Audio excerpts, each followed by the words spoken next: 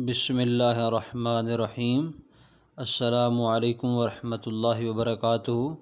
ایک نئی ویڈیو کے ساتھ آپ کے سامنے حاضر ہیں۔ عشرہ ذو الحجہ جاری ہے اور اس میں روزے رکھنے کے حوالے سے آج گفتگو کریں گے۔ اس کے بارے میں ہمارے پیارے آقا صلی اللہ علیہ وسلم نے ارشاد فرمایا، حدیث شریف ہے مسلم شریف کی، کہ اللہ تعالیٰ کو عشرہ ذو الحجہ میں زیادہ کسی دن میں عبادت کیا جانا پسند نہیں، یعنی اللہ کو اس عشرہ میں اپنی عبادت کیے جانا بہت پسند ہے، یعنی جو لوگ اس عشرے میں عبادت کرتے ہیں وہ اللہ کو پسند ہیں۔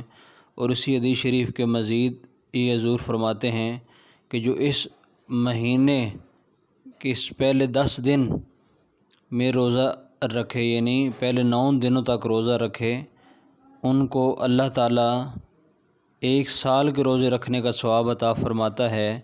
اور پھر اسی حدیث شریف کے الفاظ ہیں کہ جو ان ایام یعنی جو 9 ایام ہیں پہلے اس عشرہ کے، ان میں عبادت کرے تو اللہ انہیں لیلۃ القدر کی جو رات ہوتی ہے اس رات کے برابر قیام کرنے کا یعنی نوافل پڑھنے کا ثواب عطا فرماتا ہے۔